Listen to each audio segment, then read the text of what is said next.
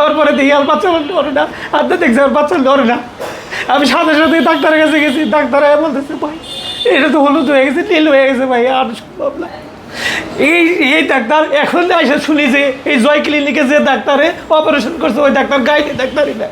দেখেন আমরা কোনো গার্জেন আসি না এই জায়গায় কীভাবে করে যে ডাক্তার গাইনি ডাক্তার না ওই ডাক্তার কেমন করে অপারেশন করে, একটা গার্জেন আসলো না সেখানে কেমন করে এই ডাক্তার আমরা অপারেশন করলো, আমার এলো কথা কেমন করে অপারেশন করলো। এটা একটা ফালতু একটা ক্লিনিক, এই ম্যানেজার এই মালিক এর সাথে জড়িত। আয়া কেমন করে 1500 বা 1000 টাকার জন্য আমার ইমার্জেন্সি রুগী ছাড়লো না বলেন, এটা কি বিচার হবে না? আর আমি এখানে এই থেকে 3টার থেকে এ পর্যন্ত আমি আসি, এখন কয়টা বাজে, এই টাইম পর্যন্ত আমি আসি, তারপরে ওনারা এখানে হাজির করতেছে না।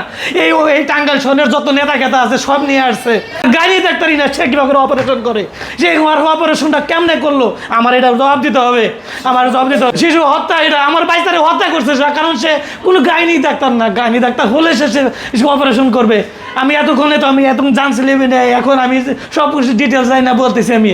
আর দেখেন আপনারা এটা নিয়ে রিসার্চ করেন, দেখেন যদি আমি মিথ্যা কথা বলে থাকি আমার বিচার করেন। আর আমরা এখানে কোনো গার্জেন আসি নাই কে, আমার শুধু হলো ওই 3 জালে আসছে, 3 জালে আসার পরে ডাক্তার দেখছে আর সরাসরি মনে করি ইমার্জেন্সিতে রুগীতে নিয়ে যায় সিজার করে ফেলছে। নার্স কাছে দিছে, ওই নার্স এসে নিয়ে ওই মাঝখানে বসছে, বৈশানে বলতেছে আপনাকে টাকা দিতে হবে 1500। আচ্ছা 1500 টাকা আমার ভাবির কাছে না থাকার কারণে কি করলো, উনি 1000 টাকা দিছে, 1000 টাকা, এতে 25 থেকে 30 মিনিট সময় চলে গেছে। উনি এই টাকাটা পাওয়ার পরে সে কোলে দিছে, কোলে দেওয়ার বলতেছে যে এই রুগীটা ইমার্জেন্সি, এখনই হাসপাতাল নিতে হবে, কারণ এটা নড়াচড়া করে নাই কে, এবং কি এটার ওজন কম। আমরা হাসপাতালে নিয়ে গেছি, হাসপাতাল নিয়ে যাওয়ার পরে দেখি যে এটা নীল হয়ে গেছে। গাইনি ডাক্তার না রেখে আপনার মেডিকেল অফিসার মূলত এই রুগীটা তার নিজস্ব চয়েসে ডাক্তার সিলেক্ট করেছে। এখানে কাউন্টারে আমার ম্যানেজার অথবা আমার কাছে কারোর কাছে কথা না বলে ওনাদের চয়েস, ওনাকে ব্যক্তিগতভাবে দেখান, ব্যক্তিগতভাবে ওনাকে দিয়ে সিজার করানোর ডিসিশন নিয়ে আসছে, কন্টিনিউ ওনাকেই দেখাইছে। উনি রুগীর লোক তখন আমার সাথে বা ম্যানেজারের সাথে কারোর সাথে যোগাযোগ করেনি, সে ডাক্তার নিজেরাই চয়েস করে তাদেরকে সিজার করার জন্য করেছে।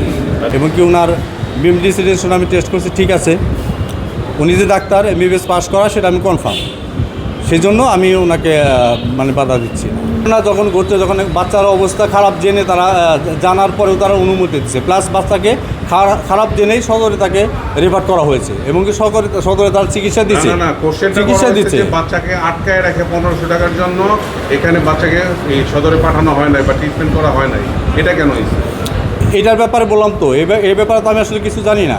আমাকে পরে বললো যে ঘটনা করছে, পরে বলছে লাস্টে, আগে তো তারা বলে নাই। যখন বাচ্চা সদর নিয়ে গেছে তখন তো তারা বলে নাই যে এই কাজ করছে।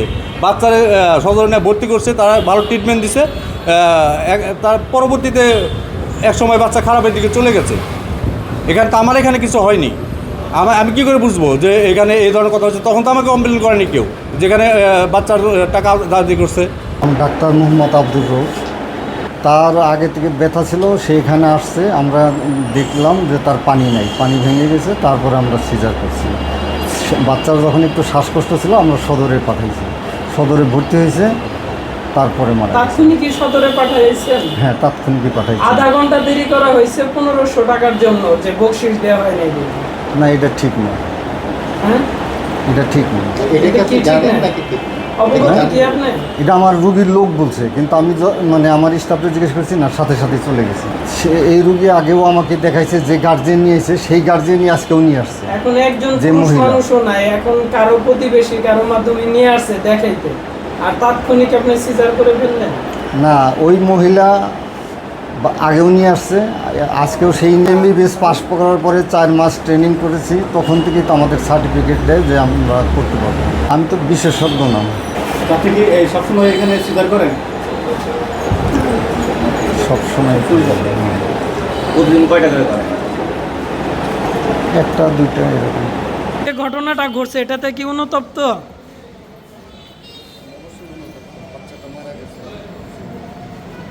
তাহলে আপনি কেন এই রিস্ক নিলেন?